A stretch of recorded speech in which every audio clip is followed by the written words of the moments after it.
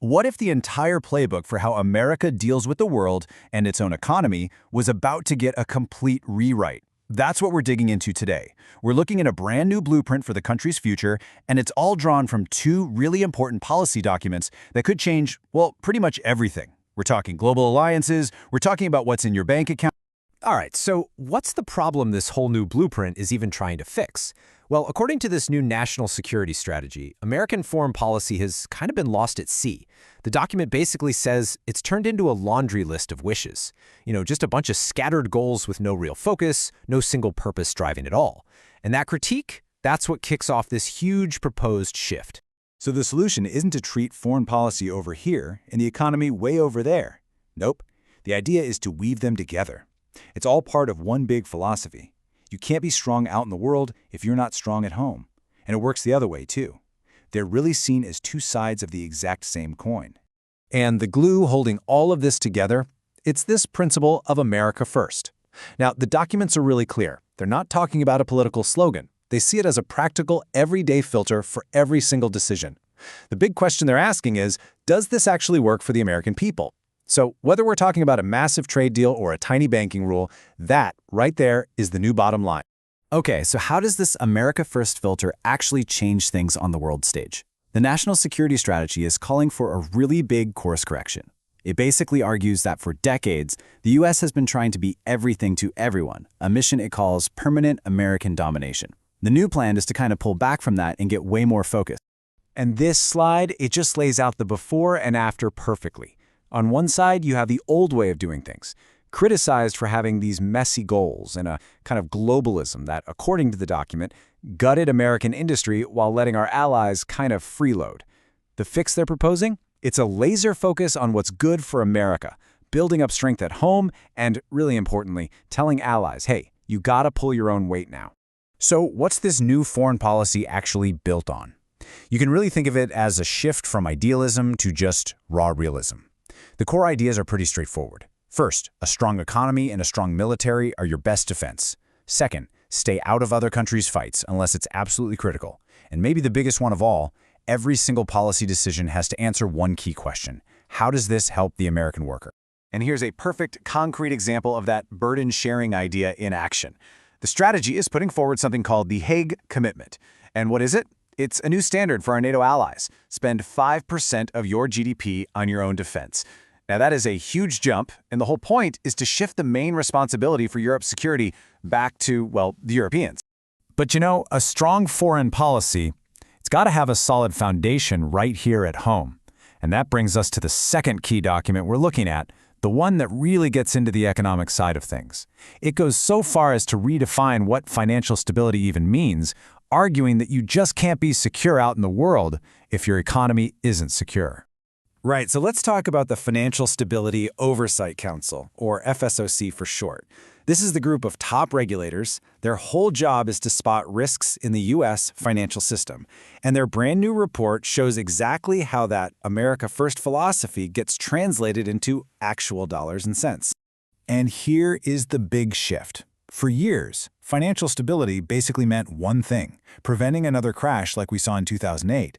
But this new definition says, nope, that's not enough. Real stability, it argues, means making sure you have long-term economic growth. It's like, instead of just fireproofing a building, the new goal is to make sure that building is a booming place to do business.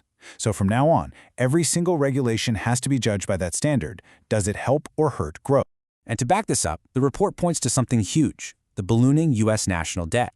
We're talking nearly $30 trillion. All of that debt gets traded in what's called the Treasury market, which is basically the foundation of the entire global financial system. And here's the argument. Some of the very rules that were put in place after the 2008 crisis might actually be making it harder for this massive market to work smoothly. And that, ironically, could be creating whole new risks. So what's the proposed solution? It's to go back and take a hard look at those rules. The goal is to clear out any regulations that might be gumming up the works, acting like a clog in the financial pipes, and making it tough for banks to keep that all-important treasury market running smoothly. It's a very direct move to put economic energy and financial health first, ahead of what they see as rigid or outdated rules. Okay, so that's the theory.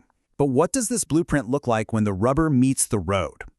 let's break down how these big ideas actually translate into specific policies, from right here in our own backyard to the other side of the planet. All right, first up, let's look at the Western Hemisphere. The strategy literally calls for dusting off the Monroe Doctrine.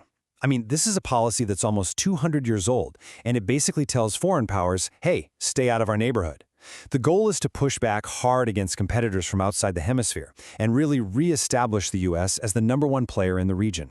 And this updated take is being called the Trump Corollary. So what does that mean in practice? It means actively trying to be the partner of choice for countries in Latin America on everything from trade deals to security. The idea is to pretty much block out any rivals who are trying to get a foothold. Now, let's jump over to Asia. The strategy here pivots away from a mainly military focus to an intense economic competition. So what does that look like? It means tackling what they call unfair trade deals, cracking down hard on intellectual property theft, and getting allies to team up and form a united front against any country using its economic muscle in a predatory way. Back home, in the U.S. banking system, the blueprint tells financial regulators to get back to basics. The message is clear. Focus on one thing: the financial health of the banks, their safety and soundness, and stop what the documents call mission drift. That means pulling back from issues like, say, climate risk, which are framed here as being outside the core job of just making sure the financial system doesn't collapse. And when it comes to the U.S. borders, the language is incredibly blunt. The strategy declares, and I'm quoting here, the era of mass migration is over. It frames controlling the border as a top-tier national security issue, one that's essential to stop what it calls these destabilizing flows of people. And finally, there's technology. This is really the thread that runs through everything. Both of these documents put a huge emphasis on the race to lead in artificial intelligence. They see it as absolutely critical, both for keeping a military advantage overseas and for defending our financial system from cyber threats right here at home. So, let's step back. When you put all these pieces together, from how we deal with allies to how we regulate our own banks, what's the big picture here? What's the main takeaway from this whole new vision? At the end of the day, this blueprint is really sketching out a much more self-reliant America.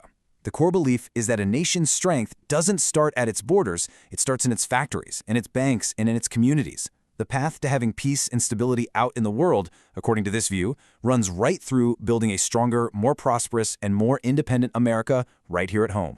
And that leaves us with one last big question. This whole blueprint is clearly a response to the way things have been done for the last few decades. But as it tries to fix old problems, what new ones might it create? A strategic shift this big always has trade-offs, and you can be sure the entire world will be watching to see exactly what those trade-offs turn out to be.